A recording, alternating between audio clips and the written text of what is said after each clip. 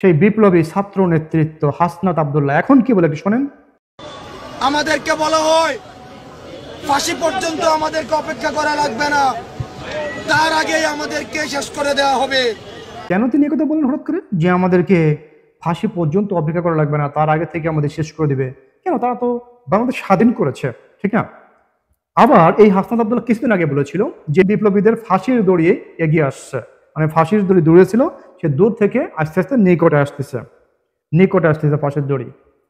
তার মানে কি যে তারা কি কোনো অন্যায় করেছে? তারা কোনো অন্যায় করেনি। তাদের বাংলাদেশের বর্তমান যারা উপদেষ্টা, আর্মি, পুলিশ, বিডিআর যত কিছু আছে সবাই তো তাদের মানে ফেভারে আছেন, সবাই তাদেরকে সাহায্য করছে। তারা অন্যায় কি করলো? অন্যায় করলে তাদের পুলিশে ধরতো, ঠিক না? বা সেনাবাহিনী আছে, বিমান বাহিনী আছে, সেই নৌবাহিনী আছে, না এখন ম্যাজিস্ট্রেসি পাওয়ার আছে, হ্যাঁ, তারা তো তাদের আটকাইতো, ঠিক না? তাদেরকে অ্যারেস্ট করতো। তাহলে আমার মনে হয় তারা ই করেছে, অন্যায় করেছে। আপনারা কি বলেন? কিছুদিন আগে তিনি বলেছিলেন যে বিপ্লবীদের ফাঁসির দড়ি এগিয়ে আসছে, বিপ্লবীদের ফাঁসির দড়ি। বিপ্লব, ছাত্র জনতা, সেই বাংলাদেশ যুদ্ধ করে তারা স্বাধীন করেছে, 2024 সালে স্বাধীন করেছে সগৌরবে। মানে কিভাবে তারা মানে বুকের মানে ছাতি একদম ফুটিয়ে কিভাবে তারা বলে যে স্বাধীন করেছি বাংলাদেশ। 1971 সালে বা 72-এর সেই সংবিধান সব মুছে ফেলতে হবে, প্রেস বাটনে মানে রিসেট বাটনে প্রেস করে সবকিছু ইতিহাস, সেই 30 লক্ষ শহীদ এবং 2 লক্ষ মা বোনের ইজ্জতের সেই ইতিহাস, বঙ্গবন্ধুর সেই ইতিহাস, 7ই মার্চের ভাষণ, 15ই আগস্ট সেই শোক দিবস, জাতীয় শোক দিবস বা সংবিধান দিবস, সবকিছুকেই তারা রিসেট বাটনে প্রেস করে মুছে দিয়েছে।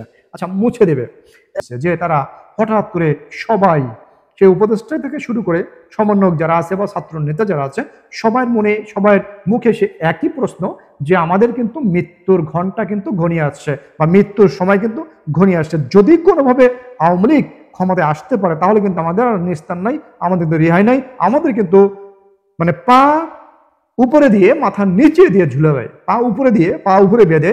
কারণ কি, তারা তো পা উপরে বেঁধে পুলিশ মেরেছিল, আপনারা জানেন তো। পা উপরে বেঁধে মানে পুলিশ এবং ছাত্রলীগ কয়েকজন কর্মীকে তারা মেরে পা উপরে বেঁধে ব্রিজের রিলিং এর সাথে বেঁধে রেখেছিল, আপনারা সেটা জানেন। আমার মনে হয় ওই সব কিছু তাদের মনে সায় দিচ্ছে যে আমরা আসলে অনেক অন্যায় করেছি, অপরাধ করেছি। কারণ কি, যে মিনিমাম 10,000 আওয়ামী লীগের নেতা কর্মীদের হত্যা করেছে, 3,224 জন পুলিশ হত্যা করেছে, এবং সেই হত্যাগুলো ছিল নৃশংস হত্যাকাণ্ড। আপনারা দেখেছেন যে একজন বোন, পুলিশ অফিসার, একজন বোন, সে বলেছিল কেঁদে কেঁদে যে আমি প্রেগনেন্ট, আমার পেটে বাচ্চা, আমাকে মেরেন না, আমাকে মাফ করে দেন। কিন্তু হায়নার দল ভাই, এই মেয়েটা, এই যে পুলিশ অফিসার যে মেয়েটা, যে মেয়েটাকে মেরে ফেলেছে এই হায়নার দল, এই মেয়েটা কি এমন অপরাধ করেছিল যে তাকে বাঁচতে দিল না, তার পেটের বাচ্চা সহ তাকে মেরে ফেললো? আমার মনে হয় এইসব ওই সমস্ত ঘটনা তাদের মনে নাড়া দিচ্ছে, ওই সমস্ত ঘটনা তাদের মনে নাড়াচ্ছে। যদি আরেকটা কথা আছে যে যদি আপনি অপরাধ না করেন, ঠিক না, যদি আপনি কোনো অপরাধ না করেন, যদি আপনি একদম 3 ধোয়া তেঁতুলের বেশি কোনো অপরাধ আপনি না করেন, তাহলে আপনার এই মৃত্যুর ভয় বা ফাঁসির ভয় কেন আসবে ভিতরে? কারণ কি, ফাঁসির ভয় আসার একমাত্র কারণ হচ্ছে যে আপনি বাংলাদেশটার হুগা মেরে দিচ্ছেন, মানে বাংলাদেশের হুগা মেরেছেন আপনারা সবাই, এই উপদেষ্টা, বর্তমান উপদেষ্টা সহ, এবং যারা সমন্বয়ক সবাই কিন্তু দেশের একদম হুগা মেরে দিচ্ছে, ঠিক আছে, দেশ একদম শেষ করে দিচ্ছে।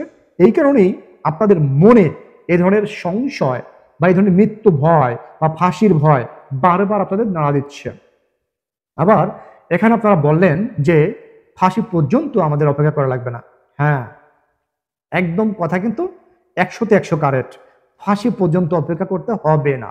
কারণ কি, যদি কখনো বাতাস উল্টে যায়, হ্যাঁ, যদি আপনারা আমেরিকা পালাইতে সময় নেন, 2-3 ঘন্টা সময় নেন, ঠিক আছে, মাত্র 2-3 ঘন্টা সময় নেন, চরম বিপদ আপনাদের, আপনি সহ আপনার ফ্যামিলির চরম বিপদ।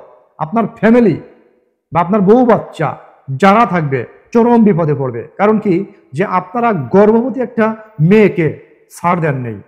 গর্ভবতী মেয়ে, ওই গর্ভবতী মেয়ের পেটে একটা বাচ্চা ছিল, সেই বাচ্চাটা পৃথিবী দেখার জন্য আসতে চেয়েছিল বা আল্লাহ তাকে পাঠিয়েছিল পৃথিবী দেখার জন্য, আল্লাহ তাকে ওই মেয়ের গর্ভে পাঠিয়েছিল। কিন্তু আপনারা সেই মেয়েকে হত্যা করেছেন, সেই মেয়ের বাচ্চাকে হত্যা করেছেন। আপনাদের মতো নরপশু, আপনাদের মতো জানোয়ার এই সারা বিশ্বের ভিতরে নাই। আপনাদের মতো জানোয়ার নাই করলে তাকে উত্তম মাধ্যম মানুষ দিতে পারে একটা সেন্সে, কিন্তু আপনারা যারা এই মেয়েটিকে মেরেছিলেন তারা নরপশু, হায়না, তারা মানুষ না, তারা মানুষ নামের কলঙ্ক। তারা পুলিশকে হত্যা করে পায়ে রশি বেঁধে ব্রিজের রেলিং এর সাথে তারা ঝুলিয়ে রেখেছিল। আমার মনে হয় ইতিহাসে এমন কোনো ঘটনা ঘটেনি, পূর্বে এই ধরনের ঘটনা ঘটেনি, বাংলাদেশে পূর্বে এই ধরনের ঘটনা ঘটেনি। এই কারণেই আপনারা আপনাদের মনের সাথে যুদ্ধ করে পারতেছেন না।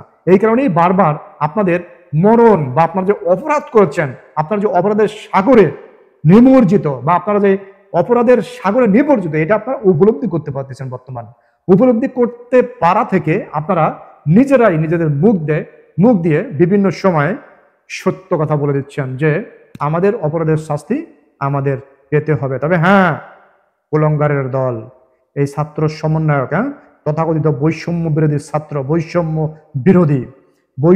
বিরোধী তোমাদের মনে মনে আছে, কিন্তু সমাজে বা রাষ্ট্রে কোনো কাজে লাগে না ওই বৈষম্য বিরোধী। হ্যাঁ, বৈষম্য বিরোধী কথা বলে বলে কলা ঝুলিয়ে ঝুলিয়ে মানুষকে শুধু শুক্লা দেখিয়েছো, কলার খেতে দেওয়া নেই, শুধু হাই দেবে না। বাঙালি যদি তোমাদেরকে ছাড় দেবে না, তোমাদেরকে ক্ষমা করবে না।